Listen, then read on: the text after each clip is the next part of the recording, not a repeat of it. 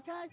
Welcome back, everybody. It's the Wick Lady, and I'm here with another segment. We have the honorary first natural Florida hairstylist out here, first salon owner, Simone of Natural Trendsetters, okay, from South Florida, okay?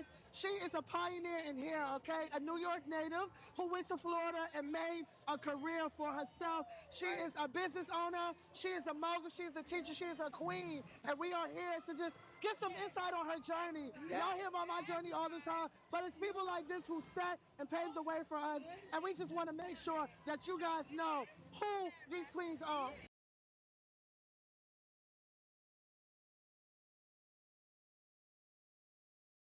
Well, So listen, thank you for coming. thank you. Oh, Thank you for that you. amazing introduction. And I want to give you your flowers really quick too, because you're in a lane that a lot of people don't know how to thrive in. You know, I'm gonna keep it real with you. When I saw Wick, I'm like, I'm not doing that. I'm not doing that. I'm like, oh, how much? How much y'all they charging for it? Okay, I'm in all day. I start learning. I start doing my research. So I do wigs. I help people bring their wigs together, but I specialize in conventional locks, a hair kit. For those people who don't know what conventional locks is, tell them what that is, because they hear traditional, but they don't know what it means to have conventional locks. So conventional locks are more like allowing your hair to do the natural lock process, but the loctician guiding it on a journey, right? So we give it a road to follow. So it's not like sister locks where if you don't get it done, they're going to fall out. You know what I'm saying? Or your hair's going to get damaged. It's more like they could clump up and they could wick out and you could freeform, but you could always bust it down to that foundation because it's originally set. Those parts will always be in there. And a lot of times I'll start people's hair one side and we'll grow up to where they want to be more freeform. You know what I mean? So it's definitely a journey. Locks of freedom, like we spoke about on our panel yesterday. And it's about bringing our people to a place where we could be free. And our hair is not a burden. Our hair is not dreadful. Our hair is not a triumph that we can't reach through. So I just love it. I love that, Queen. I love you. Thank you so much. Listen, like you said so much on that stage yesterday, like, and I love how you said journey. You know, I think that's a key factor that people don't know when they want locks. They have the urge to be free, but they don't know what it takes. It is a journey. Whether you starting or you are maintenancing or you want to change with your hair. Exactly. Because sometimes we want to change our lives. And at one point you might need it one way, and another time in your life you're doing something else. You know, when I was having children and pregnant, I didn't want to groom my hair. I more made it freeform and wick out because I was on my natural. I was eating natural. I was living natural. I was giving birth. I was really in touch spiritually because I knew God had his hands on me. I was making life. I was doing what God does. So, you know, everybody reached their spiritual journey different times, and we got to meet people where they're at. One of the things we spoke about yesterday that I'm finding out is so universal with locticians especially is that this profession will pick you. You know what I'm saying? It's not like you can say, "Oh, you got me chills, girl. I want to be a loctician." If you are meant for this work, it's gonna find you. You know what I mean? And I love that yours has found you in a different form. You know, I love the beauty and seeing it in my sister in another way because I know that happened to me. I'm a witness. Especially coming from New York? Yes. It's so hard. And going to a place like Florida where they needed it. They needed to be woken up. Listen, not to cut you off because I was just telling the girls that left about you. Yes. Listen, when I went to Florida, they denied me the same way. I was like, your hair look crazy. Let me fix it. You talking about no. I'm doing hair. I love hair. They like, that accent, you're not touching my hair. I was like, I ain't never seen men so. Okay, let me learn about why you feel this way about your hair so I can relate with you. And that's what I was telling him as locticians. We have to relate to our clients so much on different levels. It is important. Like you said, you were able to tell your client, like, hey, I think you should seek some medical help. There's something wrong. You know, and I feel like a lot of YouTube stylists, because they don't take those steps to go to Cosmo School and learn the safety guidelines, they don't know that there's bacteria that live in the hair can cause flesh-eating diseases. And hair care is if your foundation is not hair care, That's the key word, and foundation. cosmetology is great for lack of somewhere else to go to learn. You feel me? Cosmetology is a great start. Yeah. But you need to study. You need to study herbs. Yeah. That's a whole nother field that we got to study. Because we are healers. Yep. We are healers. The crystals, the herbs, yes. meditation, Yes. learning to love yourself through the food you eat. Yeah. You know what I'm saying? Us growing our own food, like, it's a journey that we got to take on. Right. Hair was just the medium where we were able to teach our people to make a difference, and do something different. Now we got to do it with our food. We got to do it with where we live in. We got to do it with how we recycling. So, like, you know, a lot of people feel like, oh my God, the world is in such a bad state. Yeah. But I feel so excited. Me too. That my people are waking up. We are. And we're coming to a new level of consciousness. That all of this stuff that's been holding our minds down will not be able to do it. So we're free. I tell people that they ask me, Wick Lady, what made you start Wicks? I said, God put it in my spirit. I fell in love with it. But when he finally gave me that vision and showed me, he did show me lands of us with long, healthy hair and happy. And in my head, I heard his voice says, wake them up. And I'm like, I said, Lord, black folks hard-headed. How am I supposed to wake them up? I know my pastor said I got the gift of God, but they ain't going to listen to me. And I heard, one head at a time. One head at a time. And baby, I'm just thousands of my heads. motto, changing the world one crown at a time. Yes. So I used to go by butterfly effects. New beginnings butterfly effects. That's why I came up with the butterfly. Because I felt like who I was before and who I am now officially came together. Like my logo has half wigs and half straight hair. A lot of people don't know that, you know. That was my transition from a full Cosmo to a Loctician. Nice. It's two different fields, you know. And that's what I want to ask you about. Yes. Okay. Did you start doing as a full Cosmo before you did? Yes. And how did you feel just doing locks? Did people say no, don't do it, or?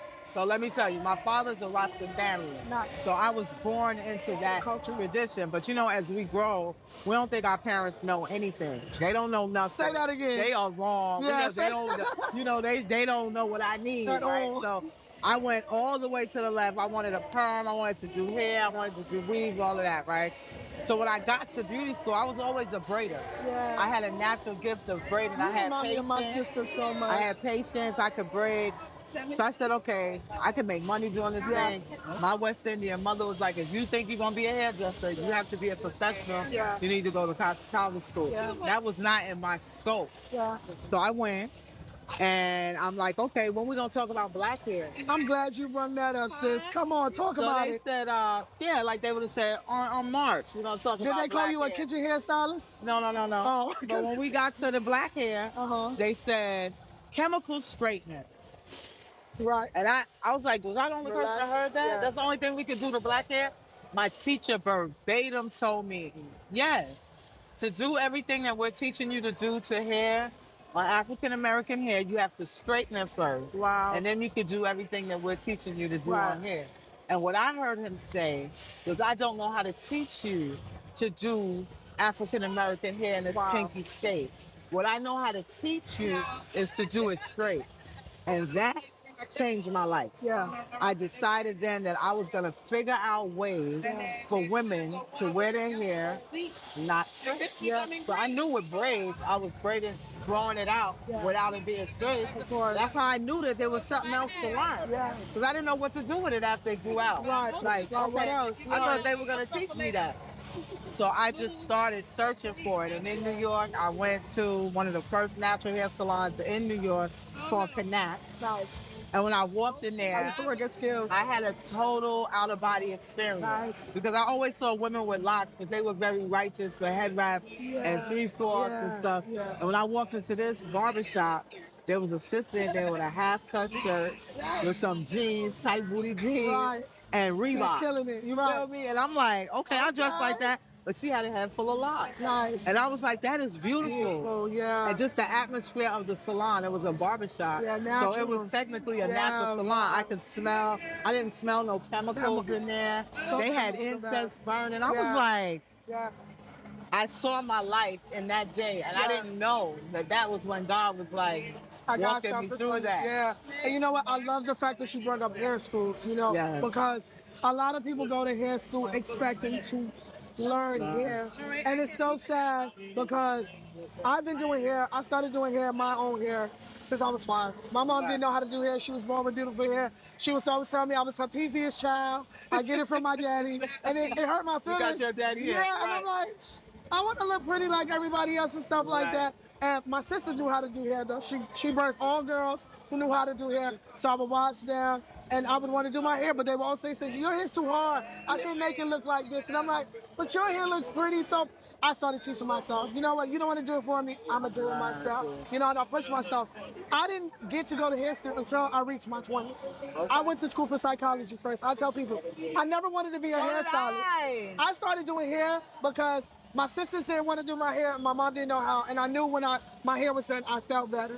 And if I could feel better by my hair, I could make my friends feel better. And I started doing that. And then as I started seeing trends, I would teach myself. And I had friends who would be like, come on, do my hair. And I would do hair for free in class, at the lunch schools and stuff. You are telling my story. I said that yesterday. I said, this lady is telling my story. She's like, I felt that.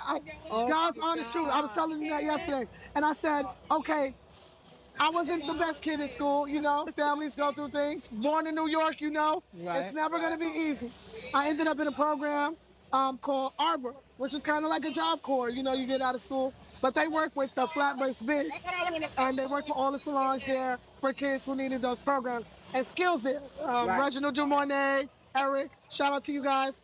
I didn't know. I worked at other salons before doing my friends' hair, but I never took it serious. You know, I love to do it. It's my passion because I can make you happy, but I never charged for it. I was doing it for free. So if I made $25, I'm like, okay, I got $25, but I didn't think of it as a career. When I got there, I didn't know that God placed me there to learn from these are master barbers and beauticians. I didn't even know what that meant at the time. I was like, okay, Kung Fu master of hair, okay. You know, I seen them getting into it, locticians and straight hairs and weaves. And so I was an assistant. I was prepping, washing. I learned how to do wraps hair, you know. So I was in hair school. Didn't even know I was in hair school. I just thought I had to do this until I finished my program, you know. I loved doing hair. It was going to be easy for me to get through. But I learned so much there, you know. Later on, I went to school for psychology. I got my degree, and I moved to Florida thinking I was going to work in that field. And God said no. No. He made it so hard for me to go back. That is so... I ended up doing hair. One of my friends said, well, you do hair. They have flea markets. Come here, and you can start doing hair. And that first time when I did hair by myself that first week, and I made money to take care of myself, I was like, how long? I can do this? I've been doing this whole time. So even then, I didn't think about it as my career. I had my daughter at the time. I knew I had to take care of her. So I did it so I could get to school, buy me a car, and go back to school. But I kept saying, I can't get back to school. And then one week I had a great week. And it was so hard being from New York, transitioning into Florida styles. The girls, they still wear their hair like that. I had to do the same thing. I just left What year did you come to Florida? 2013. Okay. And they was doing all the sprints and the weave and the flips and the feathers. And I'm like, where I come from, we wear doobie wraps, blowouts, and we treat hair. You know, so I had to start teaching them about that, but I was learning what they like as well. So long story short, I ended up becoming the wick lady, but it wasn't for me as how I am now. I started doing wicks, but I still didn't see it. I was literally, moving you in your purpose. I get to the hair school and everything they teach me, I know already, but now I'm learning the layman's terms for it. So, which I need to know as a professional. Yeah, because now I see hair is a business that I can do and I don't have to work on nobody's car. And I can be a single mother. I can take care of my daughter from home. It helps. But one thing that hurt me was to see the professionals who were there to teach the people not teaching them. You know, and like you said, when it got to natural hair, one chapter on French braid and cornrows. Locs was like a paragraph, barely touched. And I'm like, I don't want to go home and do curly perms. I don't want to go home and perm. I don't want to do, that's not what I want to do. I thought I wanted to do blowouts, but the blow dry is hot. I don't want to get arthritis. I want to do natural hair. Where's the natural hair stuff? And out of all of the people who were there, of course, they were, you know, mostly Caucasians. I'm in a Caucasian hair. It was a teacher, a sister, who I thought was going to be like, girl, I got you. You know, we can do stuff, but, you know, the worst of them all. And it hurt me so hard because I used to try to help the other girls, and they used to try to call me. They called me kitchen stylist. They didn't know I was just working 3 years in a professional salon. They didn't know where my experience came from. They're judging you from the They're outside. judging me, but I was helping the girls. I was able to put it in a way where they could understand and relate to the hair. I had one of my friends who never did hair, never knew how, she wanted to do it. She had anxiety, she was depressed, she didn't think she was gonna graduate. She was doing so well at a salon because of certain things that I taught her and helped them. Right. But when they said that to me, like I've witnessed teachers put students on the floor to get their hours, watching them destroy their. And they're back there like, oh my God, girl, Miss Sarah about to go home bald. And I'm like, I can't be a part of this. I cannot do this. And I will not allow y'all to do this. This is not right. Yeah. And I was like, you guys talk all of this stuff. I want all the hair compositions and stuff. You know, I wasn't boasting, I wasn't bragging, but I wanted to show people if you love what you do, it'll always show. And you teach us. When you got on that stage yesterday, your words, they're teaching, and I love that. So that's why I wanted to talk on that out of all things, because people think it's so easy just to teach. I tell people, if you don't have a love for locks, I don't want to teach you, because you're going to play in people's hair. You're going to play with how they feel about themselves, and you're going to have them feeling different. And we don't need that as a community. No, we need people to be secure when they're natural. They need them to feel okay, happy to be free. But it's so crazy because I took psychology also in college. But I left college because the hair, I was doing hair more than going to school. And that in college is where I learned that I could make money. Because at home, I was doing it for free for my homegirls, my homeboys. Yeah. And then when I got to school, I was like, all right, give me a little something, At the end of the day, I had a pocket full of money. I was like, well, I can get into this, you know? So then I went back home and went to beauty school. That's so true. And then you realize you're making more than doctors and lawyers. Everything I learned in psychology helps me to this day. And that's so true. So before I end this, I just want to tell you quick press. I was telling people, I didn't know. God gave me everything that I needed to be who I am today. When he's giving you those signs, we don't see it. Because we're so busy trying to take control. Right. And you got to have faith in yourself. You got to allow God to continue to do what Allow him to work through you. As long as you try to control something, it's not going to work. And I tell my clients that, like you said, your hair will tell you what you're going through. As long as you keep trying to control how your hair grows, you're going to destroy it even more. Allow it to grow. Allow it to be free. I asked God, I said, God, I want to do this. I want to do that. And that's what he said, but you the wick lady. And he gave me the vision of my whole life. And I seen it. I said, well, wow.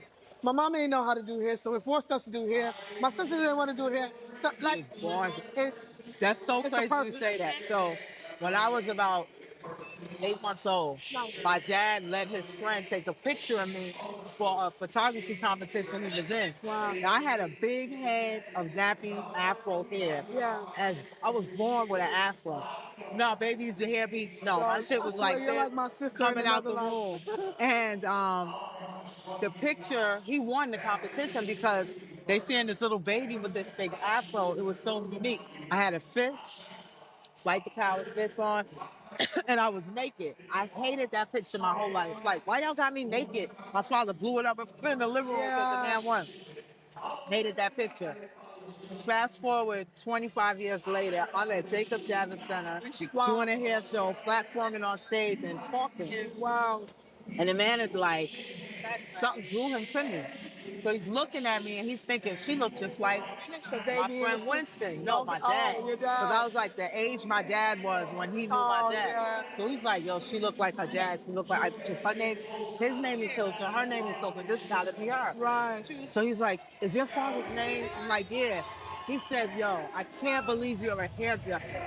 Because that picture was all about hair. Yeah. I say that story to say that God was working on me in this journey since He brought you here birth. with your journey. Since birth. Since before birth, when he sent you down to his purpose. And I hated it originally. I hated that my hair was nappy. I hated that I had, you know what I'm saying? And when I learned to love it, I knew I had to teach every little brown girl with nappy hair to love herself like that. This is my first time being natural too, and it was so hard for me to do it because I'm so used to the weaves and the colors, and I was like, I'm confident in myself, but when I went natural, I was like, you ugly as hell. So this is what I want to ask you. So I started doing hair a natural salon in 1997. Okay. So I felt like bringing women out of relaxing was much easier than bringing them out of wigs now. Like getting girls out of weaves and wigs now. So that's why hard. I started doing wigs. So when God told me, because I asked that, and I was like, you want me to change the world, men and women? First of all, how am I going to get these men who don't listen to their mamas to listen to me? And then for two, how am I going to get women who don't believe they're beautiful to see themselves naturally? And he told me start with the men, because the men control the women.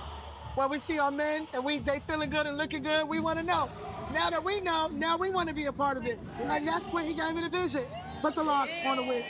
And I started doing wigs for Summer Walker. I did one for Sexy Red, and to get that vision. So that's why I met somebody the other day. I've been looking for companies who sell full lace wig caps, just so I can make the wig wigs so they can envision it. I got to connect. Because at the end of the day, I make the wig, but I let them know, listen, this is still a wig. This is only to give you the inspiration. Because under that wig, the same chemicals that you're using is destroying you. They don't teach you that in hair school. And that's one thing that sucks. And the glues, chemicals. the glues are, it's like a wax. It's like you waxing your edges. And then they keep putting it over. And then the chemical, the last time when I started my wigs, I used to put wigs on top of it. And that last time I put a wig on, it was my birthday. I got in the pool, and the chlorine hit the wig and burnt my skin off. What? I started feeling hot. I was like, my head is on fire. It's hot, I don't know what's going on. But I mean, I pulled the wig back, my skin was raw, all red, the chlorine cut. I was like, that's why I don't get in the pool with the wigs on. It was so bad. I said, no, I'm not going to do this. And then my wigs were damaged, and I was like, love yourself. I said, I would rather look like what I look like than look like this. And I let it go. All your hair, no extension. So from here to here is my hair. My cousin cut off her hair, and she was going to get rid of it. I said, no. I said, I'm going to the hair show, and I wanted to try something different. So I could show people, you know, with the longer hair, it attracts more. So I added it. But all the top is just my natural hair. But it's in layers, so it's probably just like 5-inch on the end that I add. Right, yeah. But I also wanted to show this to some people when it comes to lock combining. Because there's a myth that you can combine your locks overnight and it'll be full. That's not true. That's not true. People who were stealing my work, you started using weave and started telling people they were doing it to give them that. But it's a process. You or me, when you said that cocoon yesterday, I was like, shit. I don't know, we are living in a parallel universe, but you just reminded me, we all go through the same things. We all have that same experience, and it's a cocoon process. It is. Certain locks are too hard to combine overnight. You gotta understand, if you've been locked for 20 years, you have to retrain the hair. That's like doing a cornrow versus a French braid. You gotta train the hair. And some people here, when you express it just goes away. And that's what, but it's the needle. So when I do my masterclass, I teach needle sizes, textures versus needles. I teach, you know, what size versus the hair, you know, the densities. All of that does play a part. The same way with regular locks. I was going to ask you, when you do conventional locks, do you foam twist, do you crochet, do you interlock? It's all a different method to give you a... So it just matters on the hair. Silkier hair, we're going to interlock. With silkier hair with wicks, we're going to use bigger sizes. Because the hair is too silky for a smaller size. Right. And if we want to build volume, we're going to use a 3-tip, because the 3-tip is a volumizing needle. Right. And if we want to tighten, we're going to small. You like using one prong? I use 1 to 3. It depends on the hair. Okay. Lock combining, mostly I use 3, 2, and 1 at the end. So at the beginning, depending on the hair, I'll back comb, you know, to soften it up. I see people using wire brushes online. That is a myth. It's going to rip your hair. And I tell people all the time, please don't do that. I make posts and they say, wig lady, you're just a hater. You don't want nobody else to do wigs. And I'm like, why would I hate on my people who have a strong hair? So I let them learn, and then they come back. So I back comb mostly. If the hair is too hard, I use a little bit of water, because I do wigs dry, because when the hair is wet, it's too soft and it won't stay. And by the time it's dry, it separates. So that's a problem. And it's fluff. And a lot of people. I started doing wigs on straight hair. Okay. Because in my mind, I felt like black hair don't need that, but white hair, we need that. Yeah. So I would wash their hair, but then I'm like, it's too bulky and stringy, and I put them under the dryer. You get it nappy. Something in my spirit told me to do that. I didn't learn that anywhere. Yep. Put them under the dryer. Now I can see the flyaways. I can, you know, really control it. Yep. But I like using one prong, because with their hair, kind of. Yeah. It depends on how thick you want to make the hair. Right. You feel me? Because I got somebody who I did. I feel like I can only guide one prong at a time. I feel like when I'm with 2, I lose. So one of them is getting lost. With straight hair, you want to back comb. Right. Depending on how thick comb it is. And then pull it together. I would have to show you what a class. And this is why I don't do online classes, because I can't. You're not gonna get it. You gotta feel it. You know. Did you meet the white guy Frankie? Huh? Did you meet the white guy Frankie? There's a guy working with Pure, a white guy. Yeah. He does a lot of crochet. He does a lot of crochet. And I was watching him work his needle. Wow. Straight hair and crochet. And the dryer was good because you know their porosity level is higher, so we gotta dry them out. So tell me something. When it's like this and it's growing out, is it hard to get clean? Is it hard to get clean? Like to shampoo on So with their hair texture, I don't use no products, but they do absorb a lot. But for them, it's harder to wash it because if they do, it'll strip out. So they do have to sacrifice a month or two and maintain. I do tell them to dry shampoo so they don't submerge. As long as they're not submerging, it's okay. So you can tension the scalp with a dry shampoo, but you don't want to soak it because as you soak it, of course, it's going to soften up and separate. So listen, I usually make what about when so his hair was not locking. This was him. Yeah, it was straight. And this when you back home. That's when he came out for his first touch-up. So that's what it looked like before his first touch-up. And that's the first time he did it versus his first touch-up. It was hard. It was solid. 4 months later. It's so much solid, yeah. And it got solid so fast. And it depends on how they take care of it, how they, you know. So that's why I was telling them. It's definitely a relationship between you, the client, and the hair. You got to teach people about their own hair. Yeah. I just want to teach people what I know, but I want to teach them the right way. And I love that you are who you are, and your journey was what it was. So that when you share your story and I share mine, they know that's the journey. And it's the same. I'm not lying. She's not lying. Story. This is what we go through. This is what we do. And this is what you got to. A lot of females, they tell me, wig lady, I want to learn how to do wigs because I see you do all the celebrities. I want to do football players. I want the babies. And I'm like, I'm not going to teach you how to rob my kids. If you want to learn to help them and make money, yeah. But if your goal is just to be somebody's baby mama, I'm not going to do that for you. That's not my purpose. And listen, and like I was saying, initially when I heard what they were charging, I'm like, oh, well, I need to get in the game because I'm a hustler. I they only charging that because I charge that. Right, so I started getting into it. I wasn't charging that initially because I knew I had to learn. I knew I had to learn. So now, it has evolved my thinking with my locks across the board because I like it to show the texture. Yeah. I feel like the needle is going to make everybody's look See, I don't do small locks with crochet. I don't think they need Right. And it's too much work. I'm going to charge you for this work. So I feel like you're right. Naturally, like when my daughter, she has a silky texture, I let it do it on its own because it builds its own density. Yeah. And that's the best way. So what she's saying is true. With traditional locks, retwisted, crochet, if you're repairing or if you have a silkier hair, I can understand. But to do it all the time, I'll tell you, even with wigs, you can rip your hair. Some people here can get twisted and pop. Some people here get twisted and pop. So I let the new growth grow out and go in and grab it like that. We crochet. We crochet every second or third time they come. Okay. I don't just peek. Yeah. I go in and just bang it like that and get them a light groom. Yeah. So that's a big thing, a light groom. Some of y'all don't know what light groom is.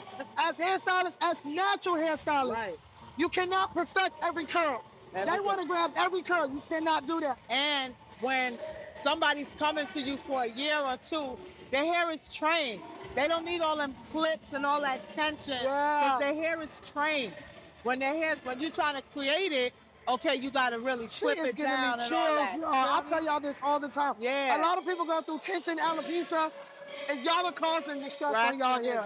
Besides what you go through in your personal life causing stress, you as well can't stress the hair. Trying to make it so perfect. Oh, I heard braids take your hair out. No, the braider takes your hair out, not the braid. Yeah. But if they're done too tight. People, when I do their hair, they can't feel me in their hair. And they go to sleep. They be like, so light. And that's the goal as a cosmetologist. Can't let to make your client feel comfortable. It's supposed to be an enjoyable experience. I feel like the hair industry has been taken to just a money industry. Right. They're taking the love out of it. And it's just straight dollar signs. And the beauty industry is not about being beautiful anymore. It's about looking like a cookie cutter. Everybody got lashes and lace fronts and baby hair. That's not pretty. That's not beautiful to me. Look at you. Your lips. your eyes, the way your shadow sits. You feel me? Your locks. You got big, thick locks. Yes, You know what I'm saying? Me, I got smaller locks. Yes, I and got they texture. curly, You know what I mean? Our faces are different. Layers. But we're both People think that their locks are supposed to be even. I'm like, the top don't grow the same as the bottom. That's what makes it beautiful. That's natural. And I think with me, with wicks, what's turning me off is that everybody wants this perfect wick look. Those are not wicks. No. I don't care how big they are. Those are not considered wicks. And Wicks are supposed to look. Even though you leave with them looking perfect, as Through they the grow process. out and they fall, I love her. and they lay. Listen, it's she like knows a what she's whole talking other about. vibe. She is a GOAT, and she has experience. Through psychology, you learn whatever you learn in the book, you gotta put it into action. And she has put in years of action, guys. And because of people like her who taught me growing up, who's from my city, who go other places and make it, I'm telling you guys, you could do it as well. Do not quit on yourself. Do not try to be perfect. You know, perfection is what we make it. And I think that people think we're doing hair. That's why they use heavy products. I tell people, anybody that is a hairstylist that is watching this, your technique and your skill is what builds the foundation for your style. Products are for healing and enhancing hair growth and the way the hair looks and feels. It's like an artist. You're not gonna start on a dirty canvas to paint a picture. You gotta set the hair and make it right so that it can do what you want it to do. Because ultimately, your technique take you where you want to go. Hands down. Sure. So I love you. I love you so much, Queen. I'm so honored to have you here with me. Thank you for having me. I was hoping you came by, so I hope I see you. Look, I kept coming over here, but I was going over here. Oh. And then I saw your model walking around. Okay. I'm like, yo, his hair is sick. Shout out to and my they dad. was like, the wick lady did it. Yeah. So I just followed him over here. Oh, that's so nice. And when he came over here, I was my little ladybug, I told him, I said, you bring everybody over here. Listen, gorgeous. Yes, I love it. I appreciate you, Queen. Many more blessings. Yeah. I hope to come and see you at your We'll be salon. in touch. If you are in South Florida, come see her and give him your information. I'm Simone Sets Trends on Instagram.